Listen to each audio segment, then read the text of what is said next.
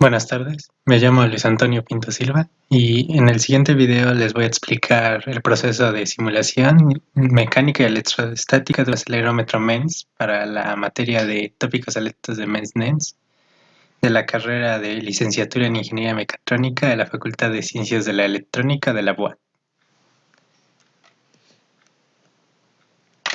Para ser más específico, nos vamos a centrar en la simulación del acelerómetro MENS por medio del programa Console Multiphysics. Ahora bien, ¿por qué es importante tener en cuenta la simulación de algún diseño que hagamos? Al momento de que creemos algún diseño o prototipo, es necesario que tengamos la certeza de que éste va a cumplir con lo que necesitamos. Entonces, programas como Console y SolidWorks nos funcionan para poder simular el comportamiento de nuestro diseño cuando se le apliquen cargas o cuando se encuentre ya en el medio donde va a trabajar. Es decir, en este se va a ver afectado por distintos fenómenos del medio, ya sean cargas externas o las propias cargas que tengamos en mente. Necesitamos saber que los materiales que hemos elegido y el diseño que hemos hecho va a funcionar para lo que necesitamos. Además de esto, una simulación nos permite predecir lo que va a ocurrir con nuestro diseño y no solamente quedarnos con los cálculos. Entonces es necesario tener, aunque sea otro poco de certeza a través de las simulaciones de que nuestros diseños van a funcionar y que los materiales que estamos eligiendo son los adecuados. Ahora bien, ¿por qué un acelerómetro MENS? Los acelerómetros son de los más utilizados hoy en día en muchos dispositivos. Estos nos permiten detectar la aceleración.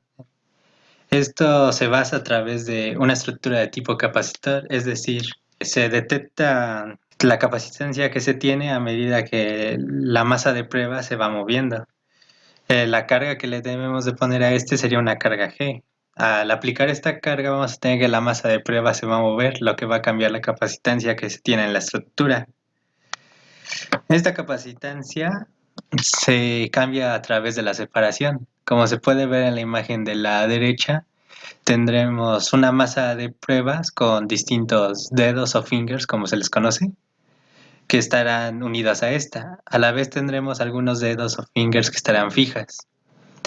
Estos, al aplicárseles potencial eléctrico tanto a los fingers fijos como a la masa de pruebas, vamos a tener que se va a tener una diferencia de potencial entre ellas, creando un capacitor. Estos capacitores van a tener como área, va a ser la parte de ambos fingers que se traslapan. Entonces, por ejemplo, para un solo finger móvil y dos fingers fijos, vamos a tener dos capacitores, que al mover la masa vamos a cambiar la distancia entre ellos, lo que supondrá un cambio en su capacitancia total. Como dije anteriormente, los acelerómetros son muy importantes porque hoy en día los tenemos en casi todos los dispositivos, ya sea desde celulares hasta automóviles, donde estos permiten desde el control de la tracción hasta el monitoreo y el eficiente funcionamiento de los sistemas de seguridad como las bolsas de aire. Antes de pasar a lo que sería cómo se realiza el diseño, tenemos que recordar cómo funciona un capacitor de placas paralelas. En un capacitor de placas paralelas vamos a tener dos placas, por lo general del mismo tamaño siempre. Aunque si no son del mismo tamaño, se va a tener en cuenta solamente la misma área para cada una de las placas. Es decir, si una de las placas es más pequeña y la otra es más grande, solo se tendría en cuenta el área de la más pequeña. En este caso vamos a tener que a ambas placas se les va a aplicar un potencial eléctrico, lo que va a generar un campo eléctrico entre ellas. En cada una de las placas damos por hecho que una se va a cargar con una carga más Q y otra con carga menos Q. Además, estas se encuentran separadas por cierta distancia. Entre ellas, por lo general, suele haber un material dieléctrico, pero en este caso, para hacerlo un poco más claro la explicación, vamos a dejar de lado el material dieléctrico. Aunque hay que tener en cuenta que entre las dos placas, por lo general, para aumentar el valor de la capacitancia, va a haber un material. Bien, ¿qué nos indica la capacitancia? La capacitancia nos indica que al aplicarse un voltaje, qué tanta carga pueden almacenar las placas. ¿Esto qué quiere decir? que con nuestra capacitancia es la relación entre la carga y el voltaje que se le aplica a esta. Ahora bien, hay que tener en cuenta que cuando no vamos a tener una mayor capacitancia, aunque aumentáramos el voltaje que se le está aplicando, la capacitancia solamente es la razón que existe entre ellas, es decir, aunque les apliques más voltaje no vas a almacenar más carga. Entonces, ¿cómo cambiamos la capacitancia? La capacitancia cambiaría directamente, depende directamente de la geometría de nuestras placas, es decir, de nuestra distancia, nuestra área y el material que hay entre ellas. Tenemos que la capacitancia es igual a la permitividad del vacío por la permitividad de nuestro medio por el área de las placas sobre la distancia de separación entre ellas. Aquí, por ejemplo, en la imagen que tenemos, el área sería igual a A por B, mientras que la distancia de separación también influye en nuestra capacitancia. La permitividad del vacío ya es una constante que se tiene, que es igual a 8.854 por 10 a la menos 12. Y la permitividad del medio dieléctrico depende del material que tengamos en medio de las placas, ya sea aire, porcelana o algún otro material dieléctrico.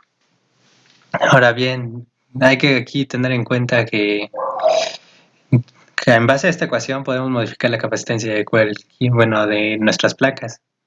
Es decir, por ejemplo, si tenemos una mayor distancia de separación, nuestra capacitancia va a ser menor, mientras que a una menor distancia de separación la capacitancia aumenta. En este caso, la capacitancia y la distancia son inversamente proporcionales. En el caso de la permitividad del medio dieléctrico y del área, la capacitancia es directamente proporcional a estas. Es decir, en cuanto más grandes sean, más grande va a ser la capacitancia. Otra cosa que hay que tener en cuenta es la fuerza eléctrica. Para que el acelerómetro pueda funcionar correctamente se requiere la aplicación de una carga. Entonces, recordando que cuando se tienen dos cargas, ambas van a ejercer fuerza eléctrica una sobre otra, lo mismo ocurre entre nuestras placas. Entre ambas van a ejercer una fuerza eléctrica, ya sea de repulsión o de atracción, dependiendo de la carga de estas. Y entonces, ¿qué requeriríamos para generar el movimiento? Si requerimos modificar la distancia de separación, es decir, si dejamos el área y el medio dieléctrico entre ellas constantes, la única forma de modificar la capacitancia sería modificando la distancia de separación, ya sea haciéndola más pequeña o más grande. Entonces, si queremos que el capacitor cambie de distancia, es necesario primero vencer esa fuerza eléctrica que se tiene entre las dos placas. Es decir, hay que aplicar una fuerza Fm que sea igual a la fuerza eléctrica, de misma magnitud pero de sentido contrario. En este caso, para nuestras placas, la fuerza eléctrica se define de la siguiente forma, donde epsilon es igual a la permitividad del vacío por la permitividad del medio dieléctrico. Y la constante B sería el potencial eléctrico o voltaje que le estamos aplicando. Hay que tener en cuenta que nuestra fuerza eléctrica va a aumentar a medida que se ponga más voltaje sobre las placas o se les aplique más voltaje. Aquí tenemos también que tener en cuenta que la distancia al cuadrado afecta mucho más en nuestra fuerza eléctrica, es decir, entre más pequeña sea, entonces la fuerza eléctrica va a ser más grande. Ahora bien, nuestra fuerza que vamos a aplicar es igual a una masa por una aceleración. Entonces, si queremos que ambas sean de la misma magnitud y de sentido contrario, entonces hay que igualar ambas. Entonces tendríamos que la fuerza eléctrica sería igual a la fuerza M. Ahora bien, de la siguiente relación, si se puede notar, es que podemos calcular la masa que tendría que tener toda la estructura a partir de una aceleración deseada. Es decir, al ser iguales podríamos despejar la masa y entonces poder calcularla a partir del cálculo de la fuerza eléctrica y de la aceleración que deseamos de nuestro acelerómetro. Ahora bien, ya como expliqué, la variación de capacitancia se da por el desplazamiento que se va a tener, es decir, el cambio en la distancia entre las placas. Pero exactamente, ¿cómo sabríamos qué qué tanto desplazamiento necesitamos para cambiarlo a cierto valor de capacitancia.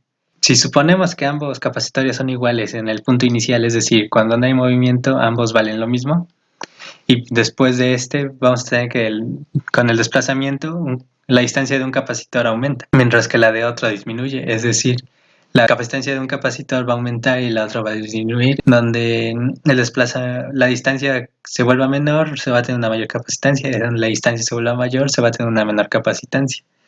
Entonces tendríamos las siguientes relaciones, donde nuestra distancia ya tiene en cuenta, para ambos capacitores ya se tiene en cuenta el desplazamiento que se sufrió. Aquí que se tiene que ver que el desplazamiento es el mismo para ambos capacitores. Entonces, como dije, si ambos capacitores tienen la misma capacitancia inicial y ambos sufren una variación de capacitancia, podemos igualar ambas relaciones y de ahí despejar, con lo que obtendríamos la siguiente ecuación de segundo orden. Tenemos de nuevo nuestro epsilon, que es igual a la permitividad del vacío por la permitividad del medio. Aquí X sería nuestro desplazamiento deseado. Aquí si vemos la solución a la ecuación sería encontrar los dos valores de X que satisfacen la ecuación. Vamos a tener un valor que va a resultar negativo y otro que va a resultar positivo. El valor negativo no nos sirve porque no existen en nuestra realidad las distancias negativas. Entonces nuestra solución sería el valor positivo.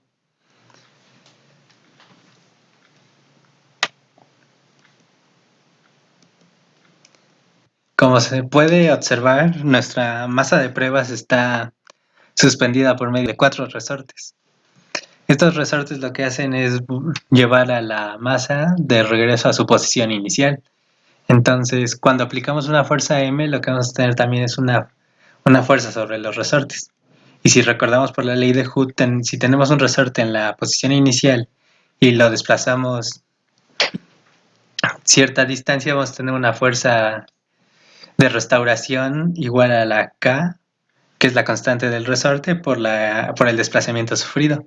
En este caso, si tenemos que nuestro desplazamiento sufrido es la distancia que queremos mover el capacitor, bueno, la distancia del capacitor, entonces tendríamos que todo lo que hemos sacado antes, que la fuerza eléctrica y la fuerza M se relacionan directamente con la fuerza que se tiene en nuestros resortes.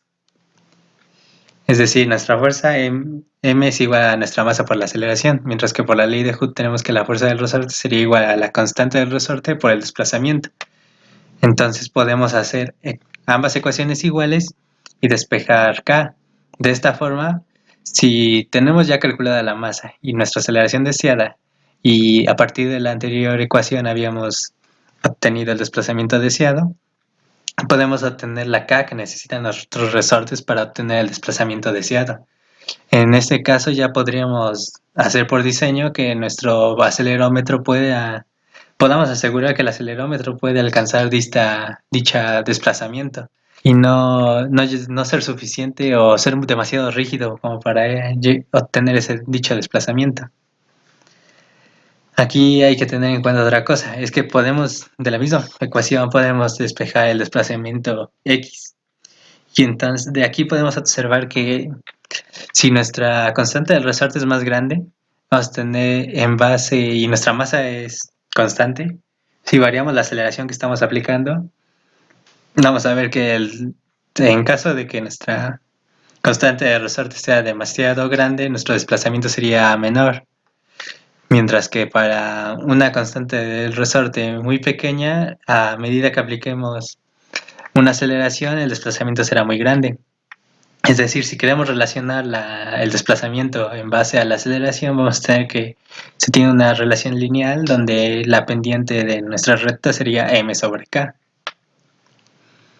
Ahora bien, ya con todos estos podemos pasar a cómo se haría esa k en la realidad. Tenemos que existen muchas estructuras para el acelerómetro, pero esta es una de las más usadas, que se conoce como Cradle, donde la estructura recuerda a las patas de un cangrejo. En este caso, lo que tendríamos es que acá es para las patas de la estructura. Esta K depende directamente de toda de nuestra geometría de las patas. Aquí tenemos que si nuestra distancia LB es mucho mayor a LA, la K de las patas se puede calcular como 4 por el módulo de Young, por el ancho de la pata, por el espesor al cubo sobre la longitud LB al cubo. ¿Esto para qué nos sirve? Ya que tengamos la K de nuestro diseño calculado, podemos, en base al material que hayamos elegido, podemos proponer alguna de las distancias y después despejar una de estas para obtenerla en base a las otras. Aquí hay que tener en cuenta que a diferencia de nuestra masa móvil, el espesor de las patas puede ser diferente. Bien, aquí podemos observar que cómo funciona el capacitor en nuestro acelerómetro. Como se dijo anteriormente, se necesita un capacitor. Entonces, como se puede observar, los fingers forman dos capacitores con sus fingers fijos. Se tiene una distancia D que los separa y además tenemos una distancia LF que sería la longitud total de nuestro finger. Como dije anteriormente, el área que solo se toma en cuenta es la área que se encuentra traslapada entre ambos, es decir, LF o B, que sería nuestra distancia, por ejemplo, en la anterior imagen que teníamos A por B sería nuestra distancia B, mientras que nuestra distancia A sería T, que sería el espesor. Ahora bien, podemos ver que entonces el área de nuestro capacitor formado sería T por L, F o B. Entonces, aquí para nuestro diseño necesitaríamos calcular esa distancia L, F o B, nuestra T, y posteriormente sería proponer un valor para LF. Aquí hay que tener en cuenta que cuando realizamos nuestros cálculos para la masa, podemos relacionar la masa con el volumen por medio de la densidad. Recordemos que la densidad es igual a la masa sobre el volumen.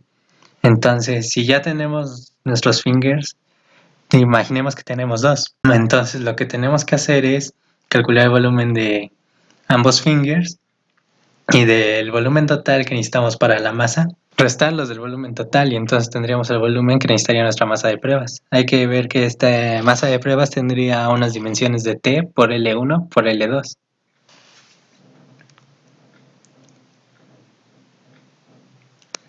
Ahora bien, ¿qué vamos a realizar para ejemplificar todo lo que hemos hecho y no quedarnos solo con la teoría, sino tener un ejemplo de cómo se diseña y posteriormente ese diseño pasarlo al simulador? En este caso lo que vamos a hacer va a ser realizar un acelerómetro con un número de n dedos. En este caso vamos a hacer dos dedos móviles, es decir, uno de cada lado, como lo teníamos en la anterior figura. En este vamos a usar la estructura de Cradle, es decir, tenemos que diseñar la K para moverla cierta distancia.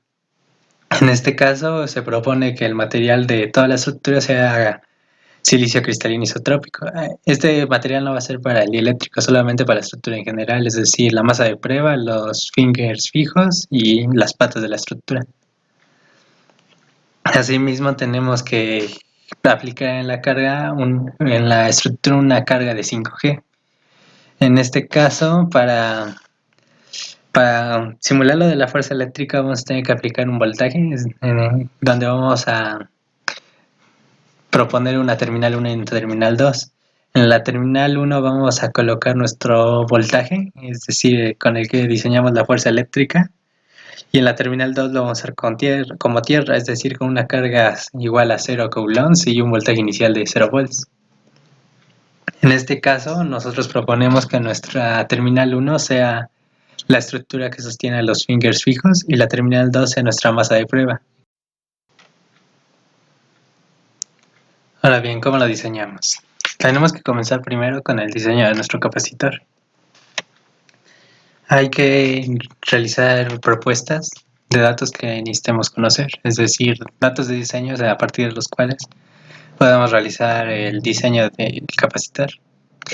En este caso, se propuso por diseño que la variación de capacitancia que vamos a requerir va a ser de 1 femtofaradio, mientras que nuestra capacitancia inicial se propone de 10 femtofaradios para no estar muy lejos de la escala de nuestra variación. En este caso, como se va a usar silicio cristalino isotrópico, hay que tener en cuenta más adelante la densidad del dicho material, que es de 2.329 kilogramos sobre metro cúbico. Otro dato importante a utilizar es el módulo de Young de dicho material, que es de 170 por 10 a la 9 pascales. Este material va a servir para el momento de diseñar la cana, lo cual vamos a hacer más adelante. Además de estos datos de diseño, hay que tener en cuenta los datos de Foundry, es decir, los datos de fabricante. En dicho caso que deseamos fabricar la estructura, hay que tener en cuenta ciertas restricciones que los fabricantes no pueden cumplir. Es decir, aquí hay que tener en cuenta que las separaciones que elijamos, ya sea para D o para cualquier otra variable que elijamos, tiene que ser mayor a 0.5 micrómetros. Es decir, las máquinas que ellos poseen no pueden realizar distancias menores a este valor. Asimismo, los grosores de nuestras placas o de los dedos, bueno, los espesores, para ser más específicos, tienen que ser de 10 o 20 micrómetros. Ya teniendo en cuenta estos datos, pasamos ahora sí al diseño del capacitor. Lo primero que se tiene que hacer es proponer un material dieléctrico. En este caso se propone el dióxido de silicio como material dieléctrico. En este caso, este tiene una permitividad de igual a 4.2. Entonces, ya que tenemos esto, lo que tenemos que hacer es si recordamos bien nuestra ecuación, lo que necesitamos es proponer un espesor y una distancia. Y a partir de esas, podemos calcular el área. Hay que recordar que el área sería igual a una longitud por el espesor. En este caso hay que recordar que esta longitud va a ser igual a la longitud de LF o B de nuestro finger, es decir, la longitud que influye directamente en nuestra área del capacitor. En este caso, como se recuerda, solo tenemos dos espesores, 10 micrómetros o 20 micrómetros, mientras que para nuestra distancia proponemos valores de 5, 2 y 1 micrómetro.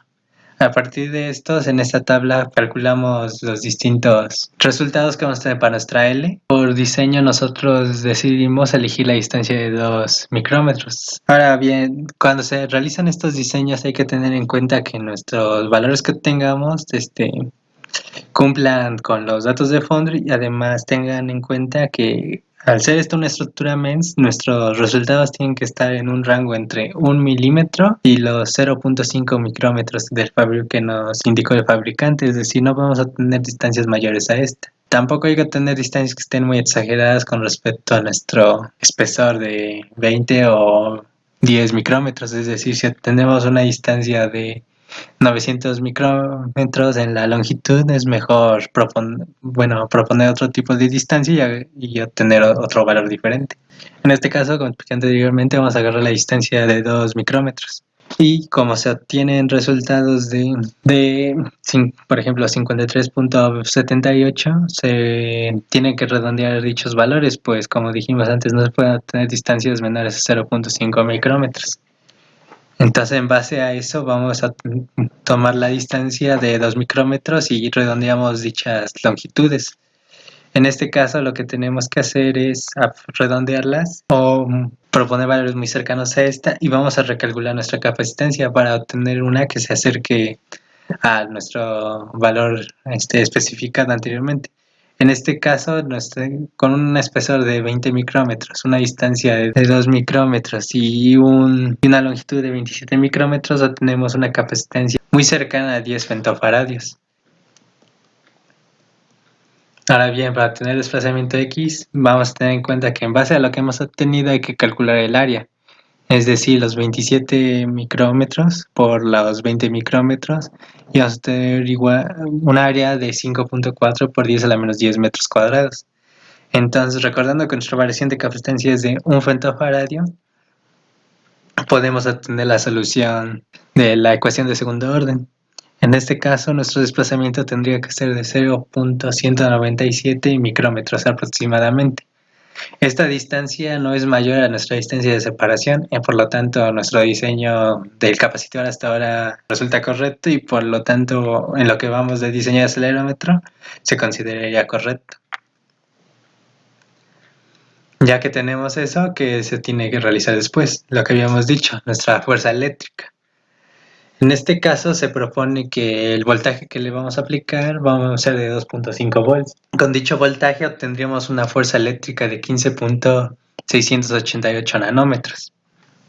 Ahora bien, hay que recordar que esta fuerza eléctrica va a ser igual a nuestra masa por aceleración. Vamos a tener resultado, donde si nuestra fuerza es igual a nuestra fuerza m y proponiendo una aceleración igual a un g, es decir, 9.81 metros sobre segundo cuadrado, obtendremos que nuestra masa que necesitamos para toda la estructura en general sería de 1.5992 por 10 a la menos 9 kilogramos. Ahora, con este resultado, lo que podemos obtener va a ser nuestro volumen. Recordemos que el volumen va a ser igual a la masa sobre la densidad del material. Silicio cristalino isotrópico con una densidad de 2329. Entonces, al dividir, vamos a tener que en toda nuestra masa de prueba, incluyendo los dos fingers, necesita un volumen de 6.8665 por 10 a la menos 13 metros cúbicos. Como expliqué anteriormente, nuestro volumen total es igual a la masa de pruebas más el volumen de los dos fingers que va a estar unidas a él. Entonces, es necesario que se tenga en cuenta el volumen de un finger. Ahora bien, aquí hay que tener en cuenta algo. No hemos propuesto todavía el espesor del finger. Como se puede observar en la imagen, se tienen dos capacitores en la estructura debido al traslape del área, pero además tenemos un tercer capacitor si se observa. Cuando apliquemos el voltaje, se va a observar que sí, toda esta parte va a estar con el voltaje de 2.5 volts y esta parte se supondría que tendríamos 0 volts. Entonces, aquí tenemos 2.5 y aquí tendríamos 0 volts y además aquí tenemos todavía material dieléctrico, con lo que formaríamos un tercer capacitor aquí en la estructura. Si lo pasamos a circuitos, vamos a observar que todos los capacitores se encuentran en paralelo. La capacitancia total es igual a la suma de las capacitancias de cada uno de los capacitores. Entonces, en este caso, si deseamos que solamente estuviera la capacitancia total de dos capacitores, necesitamos asegurar que ese tercer capacitor sea muy pequeño. Y recordemos que por la ecuación de capacitancia, esta es directamente proporcional al área y es inversamente proporcional a la distancia. Entonces, si dicha distancia, que se conoce como distancia de Gauss, la hacemos muy grande, entonces la capacitancia se va a reducir. Además de que tenemos en cuenta que el espesor de la estructura va a ser T. Si hacemos este ancho W muy pequeño, entonces podemos asegurar que la capacitancia también va a ser menor. En este caso vamos a proponer un ancho de 5 micrómetros. Y para la longitud total del finger, es decir, todo lo que va a medir, vamos a elegir 40 micrómetros para poder hacer esta distancia de Gauss mucho más grande. En este caso ya tenemos los 20 micrómetros de nuestro espesor, con lo cual obtenemos un volumen para cada uno de los fingers de 4 por 10 a la menos 15 metros cúbicos. Entonces el volumen de nuestra masa de pruebas va a ser igual al volumen total menos 2 veces el volumen del finger. Tenemos nuestro espesor y vamos a proponer una distancia L1, a partir de la cual vamos a obtener la distancia L2, es decir, la otra distancia de nuestra masa de pruebas. En este caso hay que tener en cuenta que el espesor debe ser el mismo que el que hemos diseñado para los fingers y vamos a poner distintos valores de L1. En este caso vamos a elegir el de L1 igual a 184 micrómetros y L2 igual a 184.42 micrómetros. ¿Esto por qué? Porque ambos valores son muy cercanos y entonces nuestra masa de pruebas tendría una forma más cuadrada en vez de una forma más rectangular. Esto también nos funciona porque en el simulador vamos a realizar un mallado y si la estructura es demasiado grande, el mallado puede dar errores o advertencias, lo cual puede impedir que la simulación se concrete. Ahora bien, ya que tenemos las dimensiones, ahora hay que pasar al diseño de nuestras patas para obtener el diseño de la estructura en general. Para eso hay que primero calcular el diseño de K, de la masa que habíamos obtenido anteriormente, y lo multiplicamos por nuestra aceleración sobre nuestro desplazamiento que habíamos calculado hasta tener el valor que necesita tener nuestra K. En este caso la estamos calculando nuevamente para un valor de aceleración igual a un g. Ahora bien, hay que aquí tener algo en cuenta. Si deseamos aumentar o disminuir el valor de nuestra K, hay que ver que la K es directamente proporcional a nuestra masa y nuestra masa directamente proporcional a nuestra fuerza eléctrica. Dicha fuerza eléctrica era directamente proporcional a nuestro voltaje. Entonces, si de alguna forma deseamos aumentar nuestro AK, lo que podríamos hacer es aumentar el voltaje que estamos aplicando sobre la estructura. Es decir, en vez de 2.5 podríamos aumentarlo a 5 volts y vamos a observar cuando lleguemos a esta parte de los cálculos que nuestra K aumenta. Ahora bien, de la ecuación que habíamos presentado anteriormente para la estructura de Kradlet, podemos observar que si proponemos el valor del ancho y del espesor T, entonces podemos obtener el valor de la longitud B. Pero hay que recordar que esta longitud solo se obtiene cuando aseguramos que LB es mucho mayor que LA. Entonces, para este caso, lo que vamos a hacer es proponer el valor de T, de W. Hay que recordar que el módulo de Young es de 170 por 10 a la 9 pascales y la K ya la hemos obtenido. Entonces, en base a eso, vamos a obtener el valor de LB. En este caso proponemos el ancho de 0.9 micrómetros y para el espesor damos distintos valores. Así vamos a tener distintos valores del LB. Ahora bien, aquí no elegimos uno con seguridad debido a que este va a depender mayor que nada en qué resultados arroje la simulación en el software. Debido a que, como expliqué anteriormente, si la estructura es demasiado grande, se puede obtener errores al momento de simular. En este caso, para pasar al diseño, vamos a elegir la segunda opción de 0.9 micrómetros de ancho, 1 micrómetro de espesor y de LB igual a 197.43 micrómetros. Ahora bien, ¿qué pasa con LA? Tenemos que asegurar que sea mucho menor, entonces en este caso solamente la proponemos de 10.2 micrómetros, el cual es un valor mucho menor al que va a tener LB. Tenemos ya todos los datos que necesitamos para nuestro diseño y si lo vemos bien ya tenemos todas las variables para poder pasar a dibujar la geometría de nuestro acelerómetro. Ahora bien, aquí hay que tener en cuenta que con SolveMultiPhysics al momento de crear las estructuras se tienen coordenadas absolutas.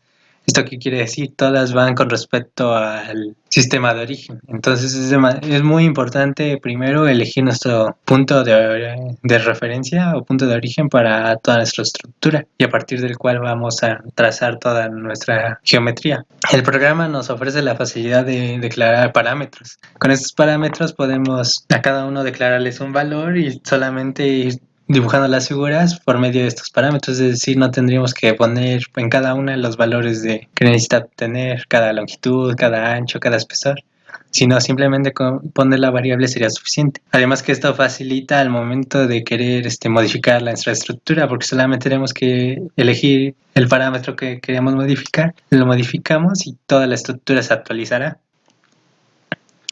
Ahora bien, en este caso, como dije anteriormente, es necesario elegir el punto de referencia. En nuestro caso vamos a elegir el origen de la masa de pruebas con nuestro punto de referencia, a partir del cual vamos a ir trazando los demás bloques.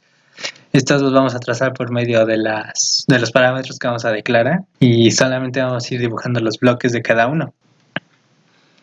Ahora bien, ¿cómo vamos a aplicar la carga? En este caso necesitamos aplicarla perpendicular a nuestra estructura. ¿Por qué hacemos esto? Porque si lo aplicamos de forma paralela a esta o sobre en este caso sería el eje Z, nuestra estructura no va a funcionar correctamente y entonces no vamos a tener el desplazamiento deseado. Además, en este caso necesitamos aplicar la carga, de modo que sepamos que nuestro capacitor va a tener el desplazamiento que requeríamos en X. Esta aceleración la vamos a aplicar en un distinto rango, desde 0G a 5G, para poder observar cómo va evolucionando ya sea tanto la tensión que se tiene en la estructura con el desplazamiento que se sufre. Además, vamos a observar cómo se distribuye el voltaje y cómo varía tanto el desplazamiento con respecto a la carga que se aplica y la capacidad que se tiene en la estructura. Ya con esto podremos pasar al programa. A continuación les voy a explicar cómo se traza desde la figura desde cero hasta todos los pasos que necesitamos realizar antes de realizar la simulación y los resultados que esto nos va a arrojar. En el simulador tenemos las siguientes opciones. A modo de ejemplificar lo que se va a tener que realizar, tenemos que seleccionar el asistente de modelo.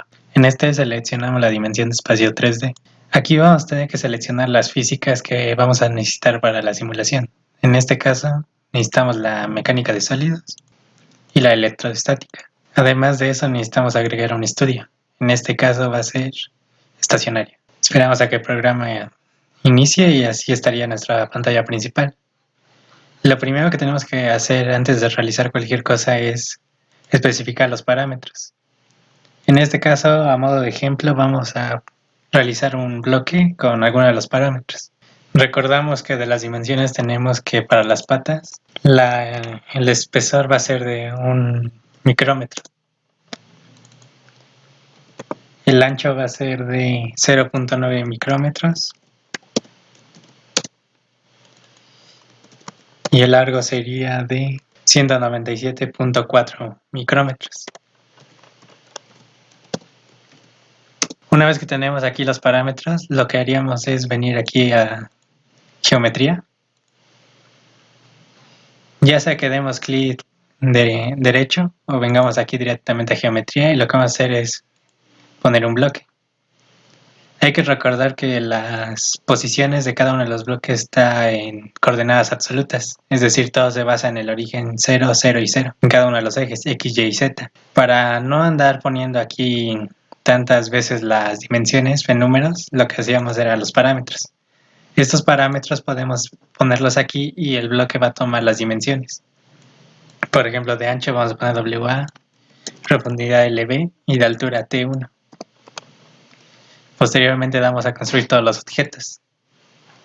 Y como vemos aquí en esta pantalla van a comenzar a aparecer cada uno de las estructuras que tenemos. Ahora, construido todos los bloques que necesitamos, vamos a tener una estructura similar a esta. Aquí se puede observar todos los parámetros que hemos usado y son los que habíamos declarado anteriormente. Aquí en geometría se puede observar que todo en la construcción está hecha con bloques. Ya que tengamos todos ellos, vamos a venir aquí y vamos a darle a unión, de forma que el propio programa nos ensamble todo y ya no lo separe. Aquí tenemos que tener en cuenta los bloques que van a funcionar para nuestro dieléctrico. Ya que los tengamos bien definidos todos, lo que prosigue es indicar el material con el que del que están hechos cada uno de los materiales. En este caso, la estructura del acelerómetro está hecha con silicio cristalino isotrópico y nuestro dieléctrico es dióxido de silicio. Para indicar los materiales, ya sea que vengamos aquí a la opción de materiales o directamente en la barra superior, daríamos agregar material. Aquí en la opción de MENS es donde encontraríamos los materiales. En semiconductores vamos a encontrar el material para toda la estructura Cradle. Y en insulators vamos a encontrar el dieléctrico. Ya que los hayamos seleccionado, aquí nos va a indicar que seleccionamos cada uno de los bloques que que se requieren con ese material. Ahora bien, hay que tener en cuenta aquí que cuando el acelerómetro se mueva, estos bloques van a ser comprimidos. Entonces, para evitar que nos dé un error, necesitamos que estos bloques puedan deformarse. Para ello, venimos aquí a definiciones y vamos a seleccionar una malla móvil con dominio deformante, de modo que estos bloques puedan ser deformados durante el movimiento. Hay que seleccionar solamente los 3 que tienen el dióxido de silicio como material. Ahora bien, lo que prosigue es poner nuestras restricciones fijas. Como se había indicado anteriormente, en los anclajes van a estar las restricciones fijas para cada uno de los dedos. Y en los extremos de cada una de las patas va a haber también. Estas restricciones fijas nos indican que estas caras no se van a mover. Entonces, toda la estructura va a estar atada aquí. Ahora bien, nuestra carga.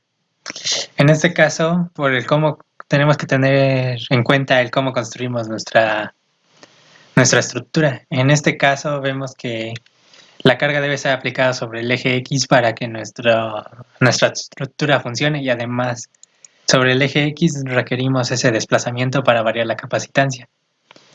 Si en otro caso hubiésemos construido la figura de forma horizontal, tendríamos que aplicar la carga sobre el eje Y.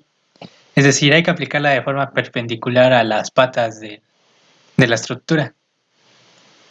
Ahora bien, en este caso, como se requiere que apliquemos una aceleración como carga, vamos aquí a aplicar una carga de gravedad, es decir, aceleración. Aquí vamos a indicar el eje donde donde se va a aplicar la carga y lo vamos a multiplicar por la constante que habíamos definido anteriormente. De modo que podemos aplicar 0G, 1G, 2G, 2.5G y así sucesivamente. Ya que tenemos toda la parte de mecánica de sólidos hecha, nos vamos a electrostática. Aquí vamos a insertar tanto la tierra como la terminal. En la terminal vamos a seleccionar la opción de voltaje y vamos a indicar el voltaje que habíamos realizado nuestros cálculos, que en este caso es de 2.5 volts. Ya que lo tengamos, tenemos que indicar la cara o caras donde se vaya a aplicar el voltaje. En este caso vamos a usar la superior del bloque que mantiene fijo a los fingers fijos. Después, la tierra, vamos a indicar solamente la cara donde se requiere aplicarla.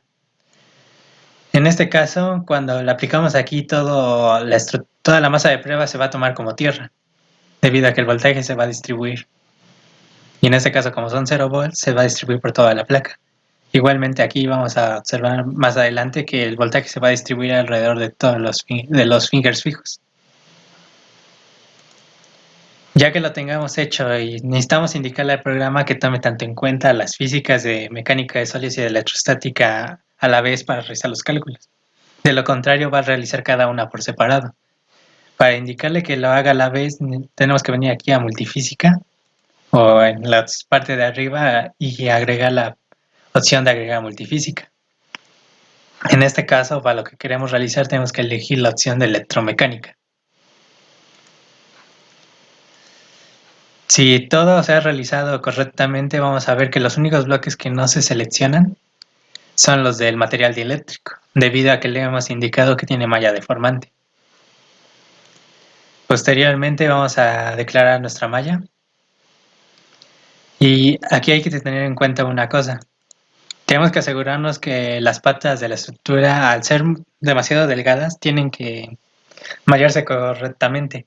Si no se mallan correctamente, es decir, que la malla es más grande, los puntos de la malla son más grandes que nuestra estructura, tenemos que elegir otro tamaño de elemento de la malla, es decir, más fina o extremadamente fina.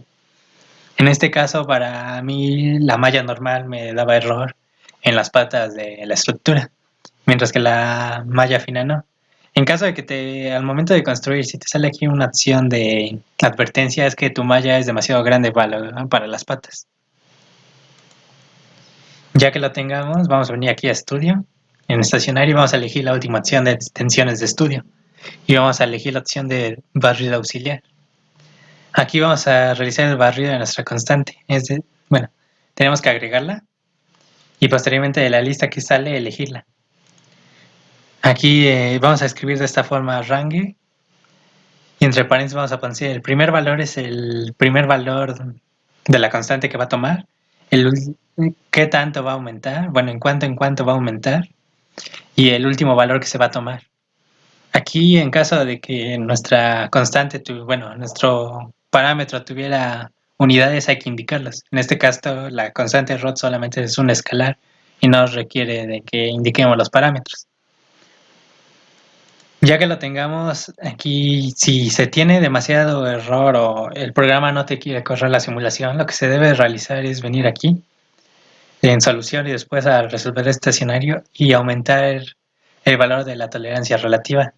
De esta forma podemos decirle al programa que puede tomar más valores y en muchos casos la simulación correrá correctamente y ya no te marcará tantos warnings o ya no te pondrá tantos problemas al correrla. Ya que lo tengamos, nos venimos aquí a paso estacionario y le vamos a dar en calcular.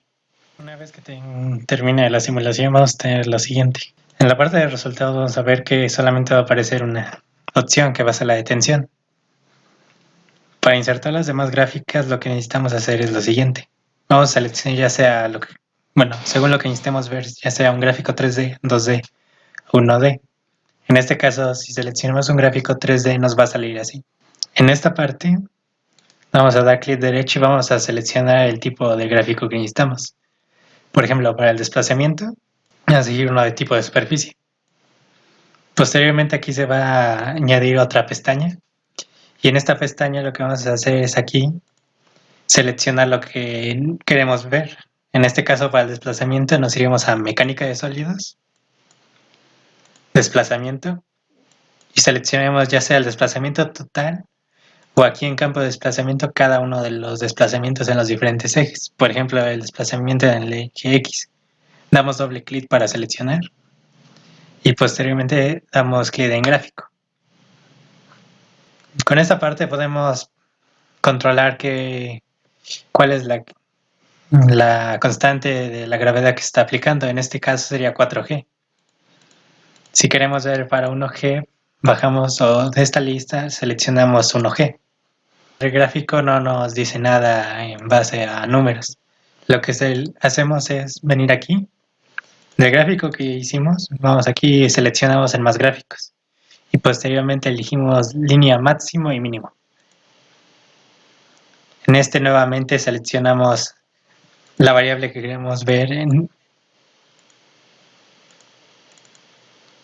este caso, cuando se actualice, vamos a ver que van a aparecer las etiquetas que nos van a indicar dónde ocurrió el mínimo desplazamiento y dónde ocurrió el máximo desplazamiento. Si queremos cambiar las unidades de esto, nos venimos aquí, en la opción del línea máximo y mínimo, y aquí en unidades elegimos las unidades que queremos. En este caso, para entenderlo un poco mejor, en micrómetros.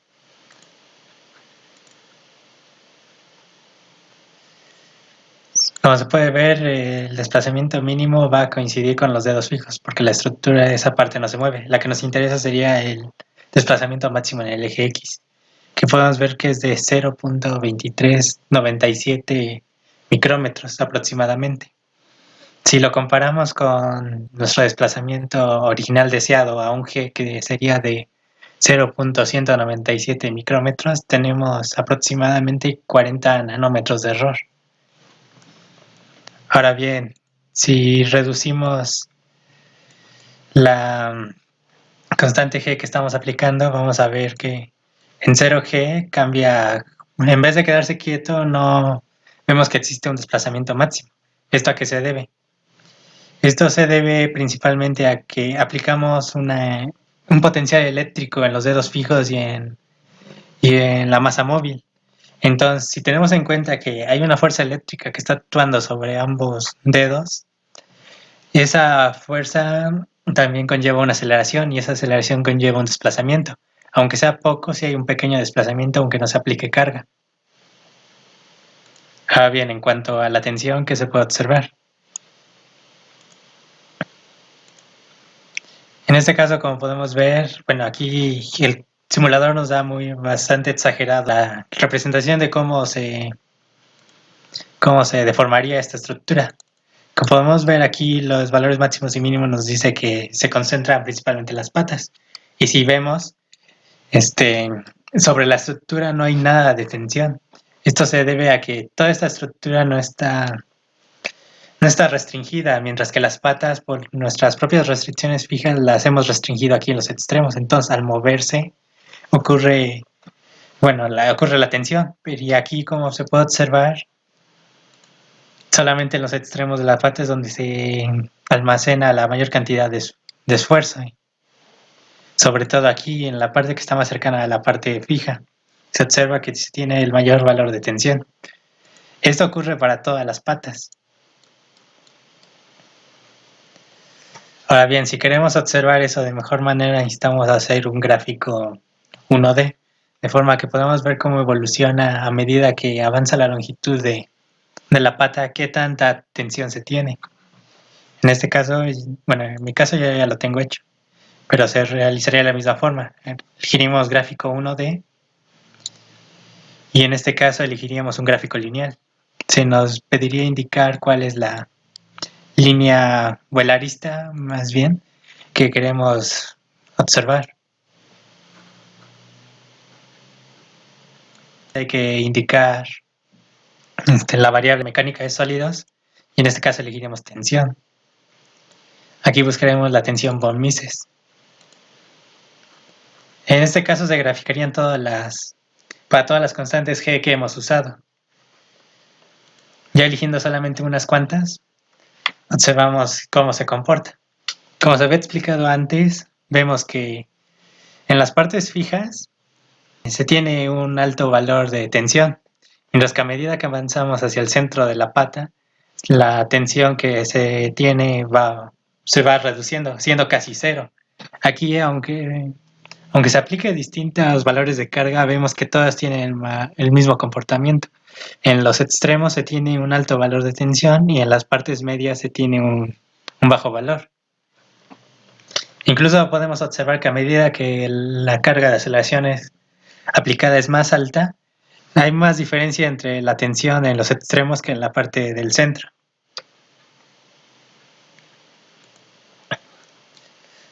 Ahora bien, si elegimos un punto en los dedos, es decir, uno de estos vértices en cada uno de los dedos para observar cómo evoluciona el desplazamiento a medida que se aplica la carga, tendríamos la siguiente gráfica.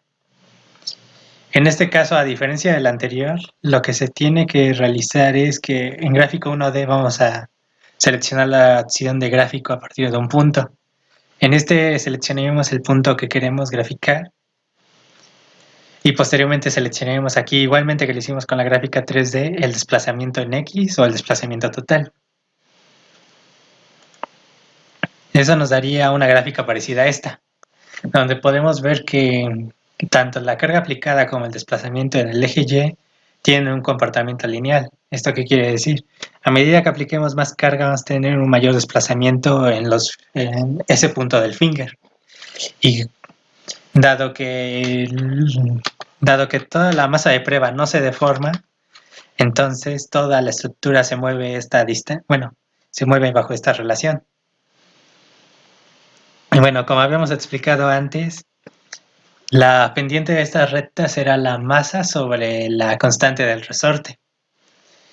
Entonces, si tenemos en cuenta que en nuestro diseño elegimos una K más pequeña, la pendiente será más grande, mientras que elegimos un valor de K más grande o diseñamos un valor de K mucho más grande, nuestra pendiente no va a ser tan inclinada, se va a mostrar un poco más horizontal. Ahora bien, si realizamos ahora un gráfico en 1D y posteriormente seleccionamos la opción de global, lo que vamos a hacer es graficar un valor para todos los valores de G que hemos hecho. En este caso elegiríamos electrostática y vamos a graficar la capacitancia de Maxwell. En esta podemos observar cómo va variando la capacitancia debido a la carga aplicada. Como podemos ver, al principio no se tiene una gran variación, pero a medida que aumentamos el valor de la carga, la capacitancia comienza a cambiar más rápido de valor. Ahora bien, aquí tenemos cómo se distribuye el potencial eléctrico. En este caso sería una gráfica 3D y nuestra selección sería de corte. Si recordamos, aquí hemos insertado el potencial eléctrico en la parte superior del finger. Con esta opción de corte podemos cambiar el plano sobre el que lo queremos ver. En este caso, si elegimos el plano XY, podemos observarlo de mejor forma.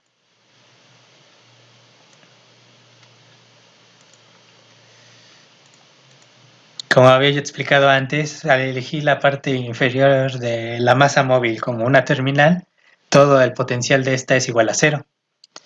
Aquí vemos el lugar donde habíamos colocado el potencial eléctrico y vemos cómo a medida que se distribuye por toda la estructura, va disminuyendo el voltaje. Aquí hay algo a destacar. Como hemos puesto aquí el voltaje, no solo vamos a tener el capacitor formado entre este finger y este finger y este finger. Como toda esta estructura está a cierto voltaje, vamos a tener que aquí entre este punto y este punto se forma otro capacitor debido al dieléctrico que tenemos aquí en medio. Entonces, como se había explicado antes, por diseño se necesita que el grosor de este finger sea muy pequeño y esta distancia sea lo más grande que se pueda. De este modo, si recordamos la ecuación de la capacitancia, vamos a tener que a una distancia mayor y a una área más pequeña, la capacitancia que se va a tener es más pequeña. Entonces, como la distribución de estos capacitores está en paralelo, a este hacer un valor muy pequeño no va a afectar mucho en el valor total de la capacitancia de la estructura.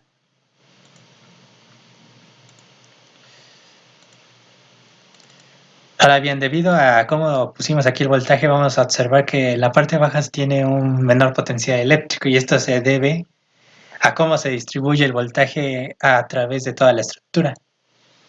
Es decir, cuando lo pusimos aquí, el voltaje se va a comenzar a distribuir por todo el finger y si lo vemos bien, nuestro voltaje de 2.5 no está llegando a esta parte. Entonces, el propio programa nos va a indicar que nuestra capacitancia, por ejemplo, aquí si lo podemos ver, nuestra capacitancia no es la misma de la que hemos diseñado, no es la deseada. Entonces, ¿cómo solucionaríamos esto? ¿Cómo solucionamos esto? Entonces, aquí en lugar de aplicar el voltaje aquí, en esta parte de la estructura, la vamos a tener que aplicar directamente en las caras de estos dos bloques. Pero no directamente, tienen que ser las caras que van a estar en contacto, las que forman el área, es decir, nuestra área de traslape. Es decir, tendremos que deshabilitar los dieléctricos, seleccionar ambas caras y volver a habilitar los bloques de material dieléctrico. Ya si la capacitancia no sale como la deseada, lo que se tiene que hacer es igualmente con la tierra, seleccionar las caras que van a formar parte del área de traslape del finger móvil. De esta forma, cuando hagamos el análisis de capacitancia, vamos a ver que la capacitancia total va a ser muy cercana a la diseñada. En este caso, necesitaríamos que la capacitancia total de la estructura, debido a que solamente tenemos dos fingers que están funcionando, como tendría que tener un valor total aproximado de 20 picofaradios. Bien, después de realizar el cambio, podemos observar cómo al aplicar el potencial eléctrico directamente en las caras donde se encuentra el área de traslape, tenemos un distinto comportamiento de cómo se distribuye el voltaje. Como se puede observar, toda la estructura de los fingers fijos se encuentra a un potencial eléctrico de 2.5 volts, mientras que el finger móvil se encuentra a 0 volts. Aquí podemos observar cómo en el material dieléctrico se va distribuyendo todo el voltaje. Aquí también podemos observar de mejor manera el tercer capacitor que había mencionado antes, que se forma entre esta parte del área del finger y la parte de la estructura que sostiene a los fingers fijos. Ahora bien, si graficamos en 3D la capacitancia total de nuestra estructura, nos va a dar un total de 22.8 femtofaradios. Recordando que esto está en paralelo, nos daría un total de 11.4 femtofaradios para cada capacitor de la estructura. Eso sin tomar en cuenta el tercer capacitor aquí que está formando, ya que si lo calculamos tal vez podríamos obtener una capacitancia más cercana. Bueno, a partir de todos estos resultados podemos observar que el programa cumple para lo que necesitamos a la hora de realizar un diseño. Podemos observar cómo se va a comportar y qué valores va a tomar a distintas cargas. En este caso sería la aceleración. Asimismo, bueno, del desplazamiento total podemos ver que nuestro desplazamiento deseado a 1G es muy cercano, con solamente un error de 40 nanómetros. Además, este desplazamiento es menor a la distancia que habíamos diseñado para la separación de los dos fingers. Entonces, podemos asegurar que si se aplica esta carga, los fingers no van a chocar entre sí. Ahora bien, si observamos la gráfica de desplazamiento, vemos que lo máximo que se llega con 4.5 es apenas un desplazamiento de 1 micrómetro y debido a que nuestra distancia es de 2 micrómetros aún hay espacio para el movimiento. Por lo tanto, nuestro diseño de acelerómetro y con estructura de Cradle resulta ser correcta. En conclusión, ¿para qué nos sirve todo esto? Como expliqué al inicio, muchas veces vamos a tener que realizar diseños. En este caso fue el de un acelerómetro, por lo que el uso de un programa nos permite evaluar y predecir cómo se va a comportar nuestro dispositivo o diseño. En este caso, en el siguiente diagrama de flujo, pongo cada uno de los pasos que realizamos a lo largo de este video para el diseño y la simulación de nuestro acelerómetro. Siempre hay que recordar que cada que iniciemos con un diseño es necesario conocer las ecuaciones que rigen los fenómenos que se llevan en dicho dispositivo. En este caso fue la capacitancia. Por ejemplo, en nuestro diagrama de flujo para esto fue desde conocer las ecuaciones de diseño y identificar y proponer valores deseados que necesitábamos. En este caso propusimos la capacitancia. Posteriormente es elegir un material dieléctrico y de ahí realizar varias propuestas sobre las dimensiones que deberá tener las placas del capacitor. Si no es así, hay que realizar varias propuestas hasta que tengamos valores que concuerden con lo que necesitamos. Posteriormente es necesario calcular el desplazamiento que se necesita y hay que verificar que este desplazamiento no sea mayor a la distancia de separación que hemos propuesto para el diseño. Posteriormente, como dije, sería el voltaje y está directamente relacionado con la fuerza eléctrica, la masa y la K que vamos a calcular. Es decir, si necesitamos una constante de resorte más grande, es necesario modificar este voltaje y volver a calcular la fuerza eléctrica, la masa, el volumen. Y bueno, ya que tengamos nuestra constante de resorte, proponer valores para crear las patas de la estructura y ya con todos estos datos podríamos pasar al simulador. Como dije, ya en el simulador solamente necesitaríamos crear la geometría, definir los materiales, indicar la malla, aplicar las cargas que necesitamos y indicarle al programa si se va a utilizar una o varias físicas por medio de la multifísica. Y una vez hecho eso, se correría la simulación y observaríamos los resultados, graficaríamos los que necesitamos y a partir de ello tomaríamos conclusiones si nuestro diseño es correcto o por el contrario necesitamos realizar modificaciones y qué modificaciones necesitamos realizar a las variables. Para que así sepamos, por ejemplo, si necesitamos una K más grande, necesitaríamos modificar el voltaje. O si por el contrario nuestro diseño no dio la capacitancia que se requería, hay que verificar si los voltajes que aplicamos en el simulador están correctos o hay que volver a hacer de nuevo todo el cálculo desde el inicio. Bueno, por mi parte esto sería todo y espero que hayan entendido y haya sido de gran ayuda este video. Muchas gracias.